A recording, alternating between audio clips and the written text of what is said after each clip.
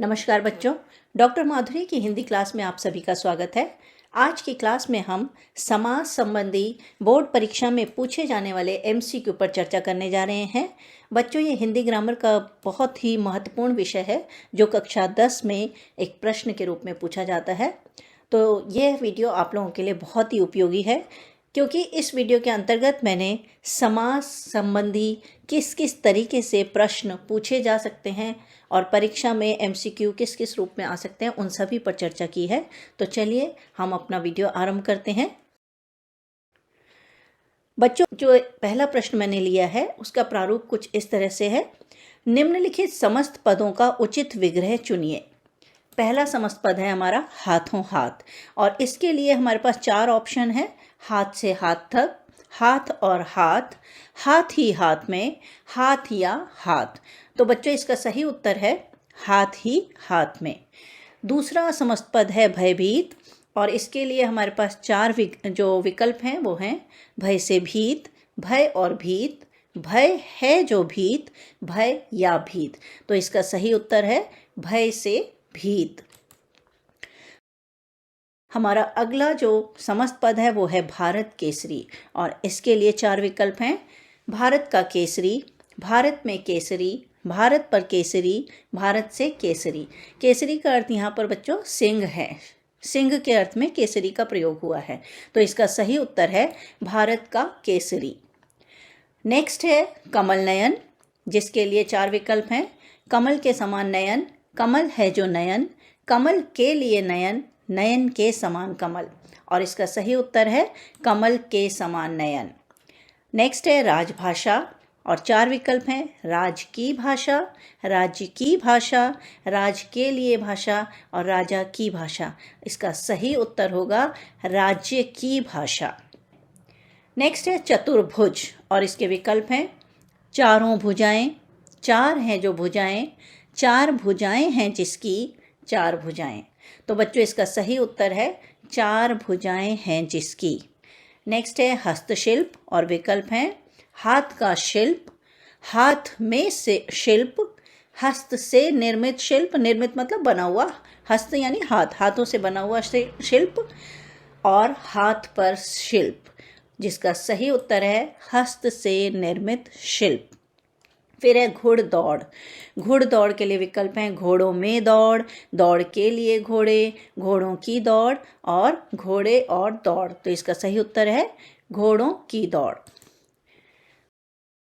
अब बच्चों, समाज संबंधी दूसरा प्रारूप है प्रश्न का, जिसमें हमें निम्नलिखित विग्रहों के सही समस्त पद चुनिए। अभी हमने अपने पहले प्रश्न में समस्त पद का उचित विग्रह चुनना था। अब हम अपने दूसरे प्रश्न में विग्रहों के सही समस्त पद को चुनेंगे। तो बच्चों, हुआ ना ये एक दूसरे तरह का प्रश्न।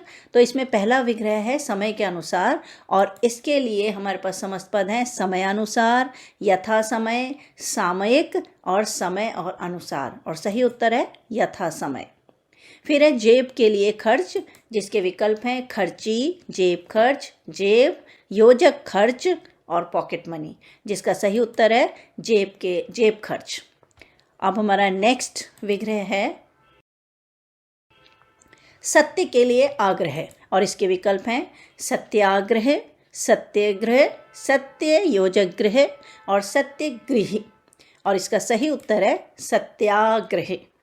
नेक्स्ट है शब्द से हीन, और इसके लिए विकल्प हैं शब्द योजक हीन, शब्दहीन, शब्दीन, उपर्युक्त सभी। तो इसका सही उत्तर है शब्दहीन। नेक्स्ट है वचन रूपी अमृत, और इसके लिए विकल्प हैं वचन योजक अमृत, वचनामृत, मृत वचन, वचन मृत। तो इसका सही उत्तर है वचनामृत। नेक्स्ट हमारा प्रश्न है जो एक अलग ही प्रारूप में है। इसमें आपको समस्त पदों में प्रयुक्त समास का सही नाम चुनना है। यानी आपको समस्त पद दिया है और अब उसमें 4 समास के भेद दिए हैं, तो आपको सही समास बताना है कि ये समस्त पद किस समास का उदाहरण है। तो पहला समस्त पद है हमारा प्रतिदिन, और इसके लिए पहला समस्त पद है हमारा प्रतिदिन, और इसके लिए हमारे जो विकल्प हैं वो हैं द्वंद्व समास, कर्मधारय, अव्ययी और बहुव्रीहि। बच्चों, अगर आपने मेरा पहला वाला वीडियो जिसमें मैंने समास के बारे में बताया है, समास किसे कहते हैं, समास के कितने भेद हैं और उनके बारे में बताया कि उनकी पहचान कैसे होती है, तो आप ये प्रश्न मालिका जो आपको MCQ ये मैंने दी है, ये आप बहुत अच्छे से कर पाएंगे।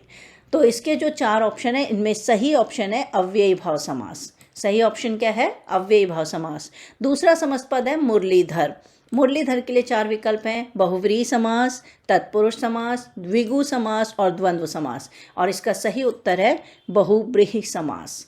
नेक्स्ट है हमारा चौराहा। चौराहा के लिए 4 विकल्प हैं, द्वंद्व समास, कर्मधारय समास, बहुव्रीहि समास और द्विगु समास, तो इसका सही उत्तर होगा द्विगु समास।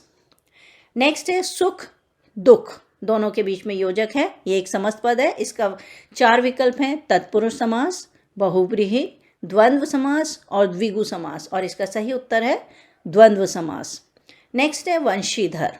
वंशीधर एक समस्त पद है और इसके लिए 4 हमारे जो समास के नाम है वो हैं तत्पुरुष समास, बहुव्रीहि समास, अव्ययी भाव समास और द्विगु समास, तो इसका सही उत्तर होगा बहुव्रीहि समास। नेक्स्ट हम देख लेते हैं जन सेवक। जन सेवक के लिए 4 समास है, तत्पुरुष समास, द्वंद्व समास, द्विगु समास और बहुव्रीहि समास, और इसका सही उत्तर है तत्पुरुष समास। और नेक्स्ट है यथाशक्ति। यथाशक्ति के लिए 4 विकल्प हैं, कर्मधारय समास, अव्ययी भाव समास, द्वंद्व समास और तत्पुरुष समास, जिसका सही उत्तर है अव्ययी भाव समास। क्योंकि बच्चों आप मेरा वीडियो देखिएगा पहले वाला, उसमें मैंने बताया है कि यथा अव्यय जहाँ लगा होता है वह अव्ययी भाव समास होता है, यानी पूर्व पद जहाँ अव्यय हो और यथा एक अव्यय है तो वो अव्ययी भाव समास कहलाता है। बच्चों, अब हम समास संबंधी MCQ प्रश्नावली के चौथे प्रारूप की ओर चलते हैं, और चौथे प्रारूप में आपको समास के नाम दिए हुए हैं, लेकिन आपको जो 4 विकल्प देंगे उसमें 4 उदाहरण हैं, उनमें से सही उदाहरण चुनना है।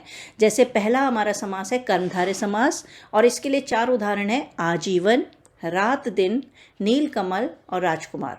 बच्चों, आजीवन इसका उदाहरण नहीं हो सकता क्योंकि आजीवन में आ प्रत्यय उपसर्ग है, और हमने बताया कि जहाँ पहला पद उपसर्ग होता है वो अव्ययी भाव समास होता है। दूसरा रात योजक दिन, रात दिन है तो रात दिन भी कर्मधारय समास का उदाहरण नहीं हो सकता, क्योंकि रात दिन एक दूसरे के विपरीतार्थक शब्द हैं और ये इसमें दोनों ही एक दूसरे का विलोम अर्थ दे रहे हैं। तो हमने बताया जहाँ विपरीतार्थक समस्त पद हो वो कहलाते हैं हमारा द्वंद्व समास। और फिर है राजकुमार। राजकुमार यानी राजा का कुमार, तो राजा का कुमार भी कर्मधारय समास के अंतर्गत नहीं आता है, क्योंकि कर्मधारय समास की जो हमारी पहली शर्त है वो ये होती है कि पहला पद उसमें विशेषण होता है। तो सही उत्तर कौन सा हुआ इसमें? सही उत्तर है नीलकमल। ठीक है बच्चों।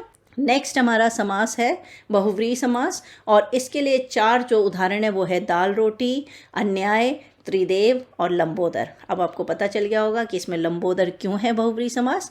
एक बार मैं बता देती हूँ, क्योंकि बहुव्रीहि समास में हमने बताया है कि इसमें पहले और दूसरा दोनों ही पद प्रधान नहीं होते हैं, बल्कि दोनों पद मिलकर किसी तीसरे पद की ओर संकेत करते हैं। तो लंबोदर यानी लंबा है उदर जिसका, अर्थात किसका लंबा उदर होता है, यानी मोटा पेट किसका होता है, वो होता है गणेश जी का। तो इसीलिए लंबोदर बहुव्रीहि समास का उदाहरण है। हमारा नेक्स्ट समास है तत्पुरुष समास, और इसके लिए 4 उदाहरण हैं रसोई घर, यथाशक्ति, गिरिधर और भाई बहन। बच्चों, इसका सही उत्तर है रसोई घर, क्योंकि हमने बताया हुआ है कि तत्पुरुष समास में कारक चिन्हों का प्रयोग होता है, और यहाँ पर रसोई के लिए घर इसका विग्रह होगा, तो ये रसोई घर जो है इसमें तत्पुरुष समास का उदाहरण है।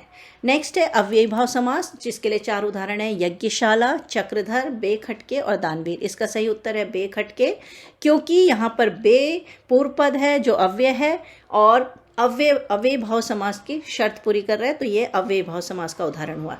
तो दोस्तों, ये था मेरा वीडियो समाज संबंधी कुछ MCQ से रिलेटेड, और उम्मीद करती हूँ कि आपको ये वीडियो मेरा बहुत अच्छा लगा होगा। और यदि आपको सच में मेरे वीडियो अच्छा लगा, आपको ये प्रश्न उत्तर समझ में आए हैं, आपके लिए लाभकारी हैं, तो जल्दी से इसे लाइक शेयर और कमेंट कर दीजिए। और हाँ, जो लोग आज नए हैं और मेरे वीडियो को पहली बार देख रहे हैं, तो उनसे मेरी रिक्वेस्ट है कि हिंदी लेक्चर्स बाय डॉक्टर माधुरी मेरे इस चैनल को सब्सक्राइब कर दीजिए। और हाँ, बेल आइकन ज़रूर दबा दीजिए ताकि जब भी मेरा कोई नया वीडियो आए तो तुरंत आपको उसकी नोटिफिकेशन मिल जाए और आप मेरे नए वीडियो को देख सकें। तो बच्चों, मिलते हैं अब अपने नेक्स्ट वीडियो के साथ। तब तक आप स्वस्थ रहिए, प्रसन्न रहिए और अपनी परीक्षा की तैयारी करते रहिए।